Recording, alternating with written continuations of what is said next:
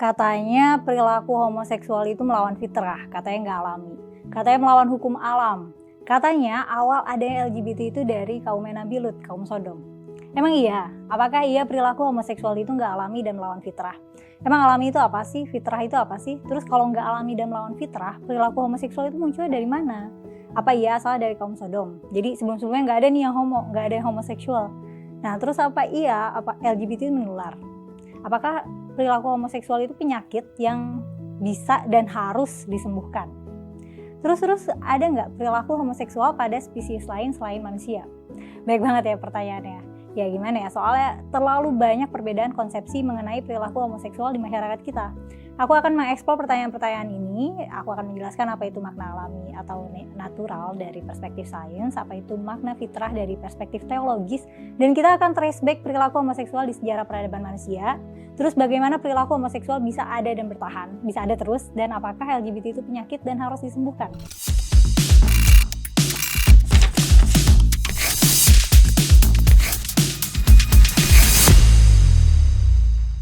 Katanya kan manusia itu diciptakan berpasang-pasangan, laki-laki dan perempuan. Jadi kalau ada yang berpasangannya itu laki-laki sama laki-laki atau perempuan sama perempuan, itu artinya melanggar fitrah. Itu nggak alami, itu penyimpangan, itu kelainan, itu melawan hukum alam. Pertama kita harus bahas dulu nih secara konsep apa itu alami atau natural dan apa itu fitrah dan apa itu hukum alam. Dari perspektif teologis, dari sudut pandang agama, biasanya istilah alami atau sesuai hukum alam itu disamakan dengan konsep yang kalau di agama Islam tuh seringnya disebut fitrah atau sunatullah ya. Fitrah itu artinya murni dari sananya sebagaimana tujuan diciptakannya oleh sang pencipta. Bedanya sama konsep di sains, konsep sesuai fitrah di agama itu sifatnya dogmatis, harus sesuai dengan ajaran agama meskipun nggak sesuai realita. Ajaran agama itu memang kebanyakan sifatnya dogmatis ya. Dogmatis itu artinya suatu sikap di mana kita nggak boleh atau nggak bisa ngubah sikap kita meskipun ada bukti atau argumen yang bertentangan dengan sikap tersebut. Kalau misalnya dalam ajaran agama diajarkan bahwa pasangan itu harus laki-laki dan perempuan. Ya terus di realitanya ada nih laki-laki sama laki-laki. Kita tetap harus menyikapi realita kita sesuai dengan yang diajarkan agama. Kita tolak realita itu, kita anggap aja laki-laki, pasangan laki-laki dan laki-laki itu nggak ada karena melanggar fitrah, nggak sesuai dengan konsep kita yang diajarkan agama. Jadi ditolak aja gitu konsepnya. Nah kalau di konsep agama ada nih soalnya yang namanya keharusan untuk menjaga fitrah, untuk tetap sesuai dengan fitrah. Sementara itu dari perspektif sains yang kita sebut alami, natural, dan sesuai hukum alam itu adalah sesuatu sebagaimana adanya, default state. Apapun yang exist maka itu alami. Karena nggak ada yang bisa melawan hukum alam. Kalau sesuatu bisa sampai kejadian maka itu berarti sesuai hukum alam. Dan hukum alam nggak ada yang ngejagain. Kita nggak perlu waspada akan perilaku kita. Takut nih perilaku kita melawan hukum alam. Karena memang melawan hukum alam itu nggak bisa. Kalau bisa terjadi ya berarti itu part of nature. Simply put, that's the core concept of it. Dan sains itu nggak dogmatis dan bebas nilai moral. Kalau ada spesies manusia laki-laki yang bisa punya hasrat seksual ke laki-laki lainnya, then it is what it is. Kalau perilakunya bisa exist, berarti itu part of nature, itu alami. Bagian nilai moral pada biologi atau pada apapun yang part of nature itu selalu hasil ide manusianya. Ide fiktif ya. Misalnya kalau ada perempuan yang dapat menstruasi di usia muda, anggaplah 9. Nah terus ada judgement nih, oh berarti dia ini cewek centil. Nah judgement ini ya ide manusianya. Secara biologinya tetap bebas nilai moral. Kalau cari penjelasan biologi ya akan dapatnya penjelasan mengenai aspek genetikanya, hormonnya, bukan masalah dia centil atau enggak. Kalau perilaku homoseksual itu alami, kenapa hewan nggak ada yang gay? Ada loh hewan gay. Perilaku homoseksual bukan cuma bisa ditemukan di spesies manusia, di hewan lain juga ada. Dan sebenarnya ini bukan penemuan baru. Observasi mengenai perilaku homoseksual di hewan itu udah ada dari 2300 tahun lalu ketika Aristoteles mengamati perilaku homoseksual di beberapa spesies burung. List lengkapnya mengenai hewan-hewan yang ditemukan perilaku homoseksual bisa dicek di Wikipedia page yang lengkap dengan citationnya ya. Jadi bisa diverifikasi hasil observasinya mengenai hewan-hewan gay ini. Intinya perilaku homoseksual ini nggak unik ada di manusia aja, hewan juga. Tetap unik deh, uniknya itu cuma spesies manusia doang nih yang mengalami opresi kalau misalnya dia homoseksual, homoseks. Sekarang bahas kesini dulu, perilaku homoseksual pada manusia ini ada sejak kapan? Perlu diingat manusia spesies Homo sapiens ini udah hidup di bumi selama 200.000 tahun. Manusia spesies Neanderthal ada dari 400.000 tahun lalu, tapi ya sekarang udah punah ya. Homo sapiens adalah satu-satunya spesies manusia yang bertahan. Dulu nih pas zaman prasejarah ada nggak perilaku homoseksual? Kalau itu sih susah untuk diketahui karena interpretasi dari penemuan arkeologis itu terbatas banget. Kita nggak bisa sampai tahu gaya hidup seksual mereka. Cuman kalau mau nyari bukti terlawas adanya perilaku homoseksual pada manusia, kita bisa napak tilas ke zaman Mesir kuno. Bukti tertua adanya perilaku homoseksual itu ditemukan di suatu makam seseorang yang hidup sekitar tahun 2380 sebelum Masehi di abad 24 sebelum Masehi. Di makam itu ada lukisan yang diduga adalah pasangan sesama laki-laki. Kemudian di abad 15 sebelum Masehi ada ditemukan patung dua perempuan yang diduga sepasang pengantin, dan ada juga karya-karya seni lain yang menunjukkan bahwa perilaku berpasangan sama jenis itu ada. Maimonides alias Musa bin Maimun alias Rambam ya, filsuf Yahudi yang udah hidup pada abad 12 mengistilahkan perilaku lesbian itu dengan sebutan kelakuan orang Mesir. Jadi mungkin zaman Mesir kuno lesbian lifestyle itu ada dan biasa kali ya, sampai ada stereotipnya gitu. Di era Yunani kuno juga ditemukan nih bukti adanya perilaku homoseksual. Era Yunani kuno itu periodenya di abad ke-8 sebelum Masehi sampai abad ke-5 setelah Masehi ya. Nah saat itu perilaku homoseksual itu dianggap wajar, yang saking wajarnya sampai nggak ada istilahnya. Nggak ada tuh istilah yang berarti hubungan sama jenis tapi perilakunya ada. Mereka memang secara umum tidak menggunakan konsep orientasi seksual dan peran gender, tapi ada istilah pederasty yang literally means boy love untuk mendeskripsikan hubungan antara pemuda dan bapak-bapak yang lebih tua, dan itu tipe hubungannya umum. Nah, orang ngelihatnya itu fase aja, bukan kelainan. Bentar, katanya LGBT itu dari kaum Sodom, kaumnya Nabi Lut. Nah, itu di mana dan kapan? Kaumnya Nabi Lut ini dikisahkan di Torah atau Taurat, Alkitab, dan Al-Quran ya, dengan cerita yang mirip-mirip. Kalau mau baca, di pause aja videonya buat baca ayat-ayatnya ya, karena panjang banget kalau aku bacain. Di kisah di Al-Quran, di surat Al-A'raf ayat 80-84, cerita singkatnya Nabi Lut kedatangan dua tamu yang sebenarnya adalah malaikat yang menyamar jadi lelaki ganteng. Nah, penduduk Sodom dan Gomora itu laki-lakinya pada suka laki-laki. Heboh deh tuh pas denger ada dua laki-laki di rumah Nabi Lut. Langsung pada thirsty gitu dan nyerang Nabi Lut. Nabi Lutnya waktu itu malah nawarin dua anak kandung perawannya untuk penduduk gaynya itu. Nah, di potongan ayatnya tuh Nabi Lut bilang gini ke kaumnya, "Atatuna al-fahisyata ma sabaqakum biha min ahadin minal alamin innakum latatuna rijala syahwatan min dunin nisa bal antum qaumun musrifun." Artinya kurang lebih gini, kalian kok bisa-bisanya melakukan perbuatan keji yang belum pernah dilakukan siapapun di dunia ini sebelumnya. Kalian malah melampiaskan syahwat ke sesama laki-laki bukannya perempuan. Pokoknya kalian tuh benar-benar keterlaluan. Nah, dari sini nih kayaknya awalnya ada kepercayaan perilaku homoseksual tuh awalnya dari kaum Nabi Lut, karena di teksnya tertulis bahwa sebelum-sebelumnya tuh perilaku homoseksual nggak ada. Jadi kalau merujuk ke Quran, pelopor kelakuan hubungan sejenis ya kaum Sodom. Tapi tadi kita udah bahas sebelumnya ya, kalau perilaku homoseksual tuh udah ada juga dari zaman peradaban kuno. Lokasi Sodom itu pastinya juga nggak tahu di mana, tapi karena ceritanya kan kota itu udah hancur ya, udah diazab gitu. Tapi paling ada di sekitar Palestina, Yordan, atau sekitar Laut Mati ya, di daerah tempat Nabi Ibrahim tinggal lah pokoknya. Karena by the way Nabi Lut itu keponakannya Nabi Ibrahim, dan mereka hidup kira-kira abad 20 sebelum Masehi. Jauh sebelumnya di abad 24 sebelum Masehi udah ada kan tuh lukisan yang di makam Mesir kuno itu. Jadi faktanya perilaku homoseksual kemungkinan besar udah ada jauh sebelum kaum Sodom dan Gomorrah ya. Lagian kok bisa ya di dalam dua kota itu, kalau merujuk di perjanjian lama tadi, ceritanya seluruh penduduk laki-lakinya itu gay tanpa terkecuali. Terus udah gay semua, terus pada barbar banget juga, keroyokan ke rumah Nabi Lut mau make dua tamunya itu. Nah, kalau kamu familiar sama konsep variasi genetik, gak mungkin bisa terjadi kayak gitu. Gak mungkin seluruh laki-laki di kota itu gay semua dan ganas semua. Nah, mengenai azabnya, sebenarnya banyak arketipe cerita Nabi emang begitu kok. Alurnya tuh ajaran yang dibawa Nabi ditentang warga, terus azab turun deh. Terus kotanya hancur. Lanjut lagi, sejak kapan perilaku homoseksual itu ditentang? Sejauh yang bisa kita telusuri itu dari pengaruh agama Abrahamaik ya. Jadi besar kemungkinan Nabi Ibrahim dan keponakannya Nabi Lut adalah orang-orang pertama yang mengkampanyekan anti-gay movement gitu. Mungkin kalau di zaman modern sekarang istilahnya akan gitu. Why are you gay? Di part ini aku mau bahas kenapa seseorang itu bisa memiliki orientasi homoseksual. Oke, perilaku homoseksualnya ada nih, udah ada sejak lama. Tapi kenapa gitu? Kenapa orang bisa jadi gay? Ada yang bilang perilaku homoseksual itu katanya dari sananya. Ada yang bilang itu pengaruh lingkungan. Malah katanya bisa nular gitu. Nah, mana yang benar nih? Kita cek aja buktinya ya. Penelitian menunjukkan bahwa faktor genetik merupakan komponen besar dalam menentukan orientasi seksual. Sebuah studi yang melibatkan populasi anak kembar di Swedia rentang usia 20 hingga 47 menunjukkan bahwa ada konsistensi di mana kalau ada salah satu dari sepasang kembar identik yang gay, kemungkinan besar saudara kembarnya juga gay. FYI, anak kembar identik itu berbagi DNA yang sama ya. Kalau faktor genetik, apakah berarti ada yang namanya gen gay gitu, kayak gen homo? Nah, nggak ada ya, maksudnya bukan gitu. Maksudnya bukan ada satu gen penentu gitu. Maksudnya ada pengaruh yang kompleks hasil interaksi genetikanya. Dan kalaupun ada such thing as gay gene, ya itu belum ketahuan.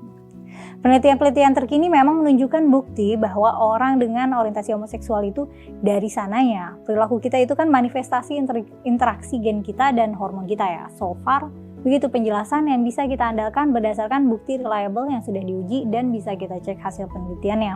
Tapi perlu diketahui bahwa orientasi seksual tuh bukan kalau pasti homoseksual maka akan begitu terus nggak binary gitu kan. Ada juga tuh yang fleksibel ya. Bisa suka cewek dan atau cowok atau dua-duanya gitu. Yang jelas hormon dan gen memainkan peran besar terhadap orientasi seksual. Makanya orientasi seksual nggak selalu bisa kita lihat secara binary tapi as a spectrum. Sampai saat ini belum ada nih konsensus di antara para ilmuwan tentang the exact reason kenapa seseorang bisa develop orientasi seksual hetero, homo, atau bi. Jadi so far jawaban terakurat yang kita punya ya tadi ya, pengaruh genetik dan hormonal. Kalau gitu berarti LGBT penyakit bukan? Ada yang bilang katanya homoseksual itu suatu kelainan, suatu disorder. Ada yang bilang juga kelainan mental. Bisa jadi yang berpendapat kayak gitu pengetahuannya belum updated. Karena gini, WHO punya list nama-nama penyakit yang direview secara reguler berdasarkan hasil riset medis terkini. Nama listnya adalah International Classification of Disease yang disingkat menjadi ICD. Pada tahun 1977 di ICD 9 masih ada tuh homosexuality as a disease yang kemudian dicabut pada tahun 1990, terbit ICD 10 berikut dengan pernyataan sexual orientation by itself is not to be considered a disorder. Penyakit yang tadinya dikorelasikan dengan orientasi seksual juga sedang dalam pengajuan untuk dideklasifikasi atau dicabut karena penelitian terbaru membuktikan beberapa kelainan psikologis yang diajukan itu bukan kelainan ya. Jadi ya udah terbukti ya kalau bukan penyakit, apalagi penyakit menular. Kalau yang dimaksud adalah penyakit menular seksual, ya itu mah bukan risiko eksklusif yang akan dialami orang LGBT aja gitu. Yang heteroseksual sama berisikonya untuk terinfeksi penyakit menular seksual kalau berhubungan seks secara tidak aman. Untuk nentuin apakah perilaku homoseksual itu penyakit atau bukan, tinggal cek aja faktanya dari hasil penelitian terkini ya. Nggak usah menggunakan perspektif moral karena ngecek penyakit atau bukan kan itu urusan fakta. Bukan urusan moral yang mana nggak akan ketemu kesepakatannya dan nggak jelas nih acuannya. Mau pakai standar moral siapa? Kalau penyakit kan bisa dites. Kalau standar moral mau menangin standarnya siapa? Orang di bumi ini ada 8 miliar, di Indonesia ada 270 juta. Kalau misal mau pakai agama yang mana? Ternyata di satu agama pun bisa banyak pendapat. Ya itulah makanya kalau sesuatu yang bisa dibuktikan dengan fakta, jaga di koridor fakta aja nih, nggak perlu didebatin di koridor moral. Apakah perilaku homoseksual bisa disembuhkan? Kan bukan penyakit ya, jadi istilah sembuh tuh nggak tepat. Tapi apakah bisa berubah? Nah itu tergantung karena orientasi seksual itu spektrum di orang A sangat mungkin beda sama spektrum di orang B dan C dan D gitu. Nah katanya kan perilaku homoseksual tuh bisa disembuhkan loh katanya. Nah ada tuh cerita-cerita LGBT menular dan ada juga cerita-cerita tentang LGBT yang sembuh. Nah masalahnya tuh cerita-cerita ini sifatnya anekdotal. Suatu informasi itu dikatakan anekdotal jika berdasarkan dari pengalaman pribadi seseorang dan tidak bisa dipastikan kebenarannya dan tidak mengacu kepada fakta atau penelitian. Nah, tapi ceritanya ada banyak kok. Nah, nggak cukup banyak nih untuk bisa direplikasi. Supaya informasi yang reliable harus berdasarkan penelitian ilmiah di mana sampelnya dijaga gitu, respondennya dijaga hasilnya. Nah, bener nggak tuh ini cerita kalau misalnya direplikasi hasilnya bisa sama. Tapi kan penelitian bisa salah. Nah, iya, bisa aja salah. Bisa aja karena bias, salah data, variabel nggak terkontrol, dan lain-lain. Tapi kesalahannya itu adalah suatu proses, tinggal dibenerin aja yang salahnya bisa dikoreksi oleh peneliti yang lain. Jadi gini ya, proses penelitian secara keseluruhan itu melibatkan peer review, replikasi metode, dan lain-lain yang memang merupakan mekanisme yang dirancang untuk meminimalisir kesalahan dan mendekati pemahaman yang lebih akurat. Justru karena penelitian ilmiah itu bisa salah, itulah yang bikin penelitian ilmiah bisa terus diandalkan. Karena kalau salah, bisa dibuktikan salah, dan jadi bisa dibenerin, akan bisa diuji terus keakuratannya. Karena sains itu bukan ilmu yang statis, tapi berkembang terus seiring perkembangan pengetahuan dan teknologi. Jadi akan susah banget buat seseorang untuk memasukkan hasil penelitian ilmiah. Karena kalau penelitiannya direplikasi orang lain, terus hasilnya beda, ya akan ketahuan hasilnya salah. Lanjut, berarti LGBT itu akan ada terus dong, kan bukan penyakit yang bisa disembuhkan. Jadi kalau udah suka sama sesama jenis, ya udah bawaannya begitu gitu. Realistisnya iya gitu. Dari sudut pandang biologi, homoseksualitas itu varian orientasi seksual aja, dan varian itu normal. Penyebabnya kan genetik ya. Nah, terus dari kawin mawin, beranak pinak akan terjadi variasi genetik melalui reproduksi seksual atau rekomendasi genetik.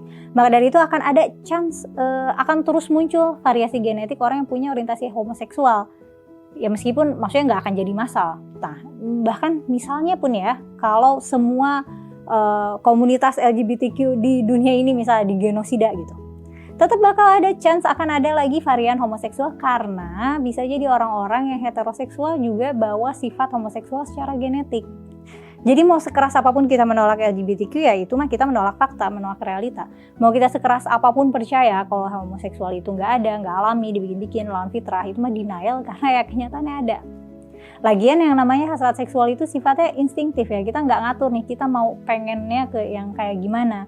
Makanya namanya selera seksual tuh bisa macam-macam banget, yang menurut kita seksi menurut orang lain bisa aja nggak seksi sama sekali gitu. Karena persepsi kita terhadap apa yang seksual itu instingtif. Kalau menurut kamu gimana nih? Atau menurut pengalaman kamu gimana nih? Apakah preferensi selera seksual itu dari sananya atau belum? Boleh tulis di kolom komentar ya. Aku mau lanjut lagi ke part selanjutnya. Untuk ngerangkum part 1 dan 2, aku mau ngebahas tentang yang mana cerita dan yang mana realita tentang LGBT, dan bagaimana persepsi kita terhadap realita mungkin saja mengalami distorsi karena cerita. Waktu aku kecil, dan sangat mungkin waktu kalian kecil juga, referensi utama mengenai perilaku homoseksual ya cerita kaum Lut itu. Jadi asosiasinya di kepalaku tuh orang yang punya perilaku homoseksual itu ya mereka itu orang-orang berdosa yang sepatutnya dapat azab. Later on, the more I can get more factual information, ya aku jadi bisa menyimpulkan bahwa kisah Nabi Lut itu mitos, dan begitu juga menurut para sejarawan. Karena cerita Nabi di era sebelum Nabi Muhammad itu dikategorikan mitos atau cerita rakyat atau folklore. Ya memang dikategorikan begitu gitu ya. Beberapa hal yang membuat kisah Nabi Lut itu pasti adalah mitos itu di bagian bahwa adanya satu kota yang seluruh penduduknya, mau itu tua dan muda, itu gay semua. Secara variasi biologi itu nggak mungkin. Perilaku homoseksual itu konsisten menjadi minoritas. Di Indonesia mungkin nggak ada data akurat ya, considering local norm mungkin banyak yang belum bisa openly gay. Tapi di Amerika sekitar 3,5 sampai 5% aja nih orang yang termasuk dalam kelompok orientasi seksual minoritas, dan di Uni Eropa sekitar 6%, dan kemungkinan besar akan segitu-gitu aja polanya kalau mengacu ke prinsip variasi genetik dan biologi ya. Selain itu, komponen cerita seperti malaikat, azab, mujizat, dan hal-hal lainnya yang tidak sesuai hukum alam ya akan langsung dikategorikan sebagai dongeng atau ya folklore atau mitos gitu.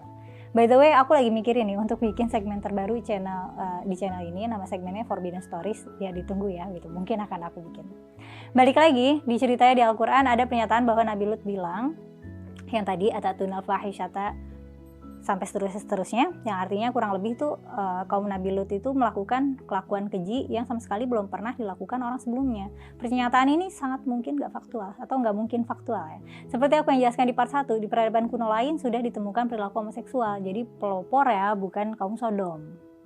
Nah, apa sih yang biasanya bikin orang takut sama perilaku homoseksual? Biasanya orang kan pakai alasan moral nih atau alasan religius dan kepercayaan, tapi coba deh pikirin lagi, apa kerugian konkretnya? Kalau alasan moral, setiap orang bisa aja punya alasan moral, acuannya beda-beda. Supaya lebih konkret, mungkin baru bisa ditimbang nih mana yang lebih moral, mana yang lebih nggak moral, dengan melihat kalau ada kerugian materialnya gitu, atau ada yang emang dirugikan. Kalau alasan moral, orang yang mendukung hak LGBT juga alasannya moral kok. Orang-orang itu mau hak yang sama bagi tiap individu, mereka nggak mau anti diskriminasi, mendukung toleransi dan keragaman. Tapi di sisi lain yang menolak LGBT juga pakai alasan moral karena bertentangan dengan ajaran agamanya misalnya ya. Itu kenapa alasan moral kalau nggak ada basis fakta dan basis ilmiahnya ya cuma opini subjektif aja. Justru yang aku lihat kalau kita nggak melindungi minoritas dan bersikap diskriminatif, yaitu ruginya di situ. Yang bikin kerugian adalah orang-orang yang agresif terhadap minoritas. Kita jadi society yang nggak aman, nggak damai, dan terbelakang juga karena nggak update urusan pengetahuan dan tidak bersikap seperti warga yang sivil gitu, warga yang beradab. Faktanya konstruksi moral itu memang subjektif dan bisa aja basisnya fiktif, bisa juga basisnya kepercayaan. Misalnya nih ada 3 orang yang menganggap bersedekah itu moral, tapi satu dasarnya karena ingin meringankan hidup orang lain, satu lagi mau masuk surga, satu lagi karena ingin menghindari pajak gitu. Nah basis moralnya itu yang tangible-nya cuma sedekahnya gitu. Orang orangnya dapat sedekahnya gitu. Cuma itu yang bisa dihitung. Niatnya nggak bisa dihitung gitu. Opininya nggak bisa dihitung. Tindakan diskriminatif terhadap kelompok minoritas seksual itu tindakan yang terbelakang ya. Masyarakat yang lebih dewasa dan lebih berasas pada ilmu pengetahuan udah nggak akan lagi melakukan diskriminasi karena tahu bahwa kelompok LGBT akan selalu menjadi bagian dari realita kehidupan. Tapi kan penyuka sesama jenis tuh nggak bisa punya anak ya, jadi buat apa? Nah, masalah kelestarian hidup manusia tuh bukan cuma urusan beranak pinak ya, tapi juga survivability, kemampuan bertahan hidup.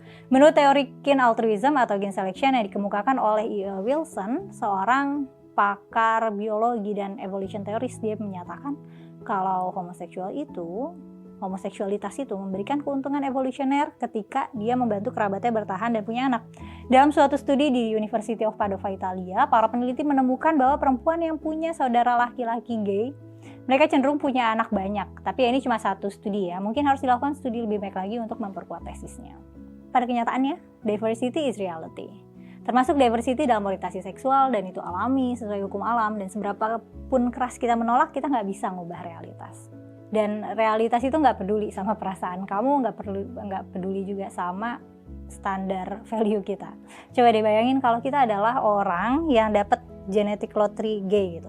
Aduh, gue cowok tapi sukanya ke cowok juga. Nah, bingung nggak tuh? Atau gini deh, misalnya anak kamu gay. Apa yang akan kamu lakukan untuk anak kamu? Tulis jawaban kamu di kolom komentar ya. Makasih sudah menonton sampai habis. Jangan lupa untuk like, share, dan subscribe Forbidden Questions ya. Sampai ketemu di konten selanjutnya. Dadah!